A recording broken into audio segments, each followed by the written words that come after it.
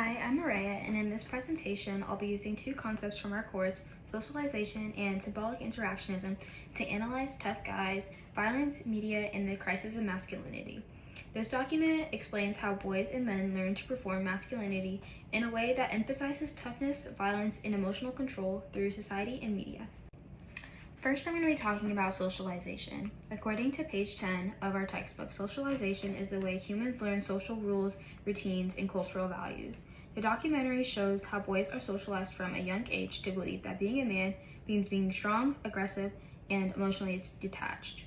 They learn this through family, peers, school, media, etc.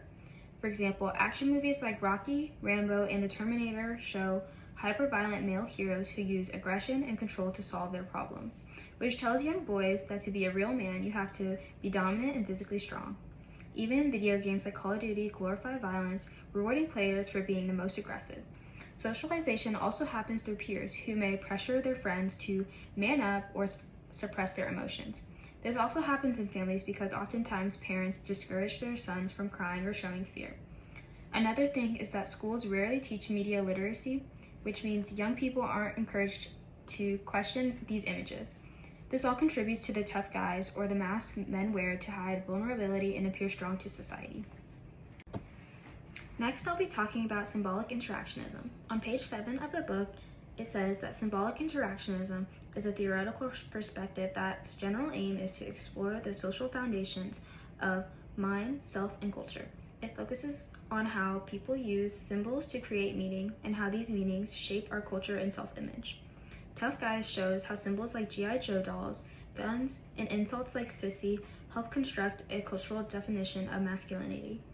For example, G.I. Joe dolls today are much more muscular than they were in the 1960s. That change symbolizes how our culture has come to equate masculinity with extreme physical power. Also, action movies have shifted from small weapons to massive machine guns. These are not just toys or props. They're symbols of what society thinks masculinity should look like. Boys internalize these symbols and start to believe that to be a real man, they need to act tough, be dominant, and never show weakness. Even the use of insults is symbolic. When boys call each other wuss or sissy for being sensitive, it reinforces the idea that showing emotion is weak and unmanly. The tough guys becomes a way to avoid judgment or exclusion by acting emotionless and aggressive. This documentary includes both anecdotal and empirical evidence. Anecdotal evidence is evidence based on personal stories or observations. For example, men in the film share their own experiences of being told to man up or hide emotions. These stories give us insight into how these social pressures feel on a personal level. Empirical evidence is data-based facts and research. For example, the statement that majority of mass shooters and domestic violence perpetrators are men is empirical because it's drawn from crime statistics and not opinions. Another example of empirical evidence is how studies show media coverage tends to focus on male violence while underreporting emotional or nurturing sides of men. These patterns show a consistent societal trend. If this documentary were made today, it still used concepts like socialization and symbolic interactionism, but it also focused on how social media is shaping masculinity. Instead of movie characters, boys are learning masculinity from influencers, streamers, and TikToks.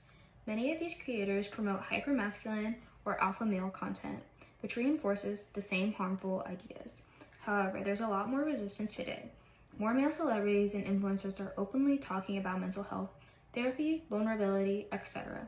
These new symbols challenge the old ones and show us how masculinity can be redefined.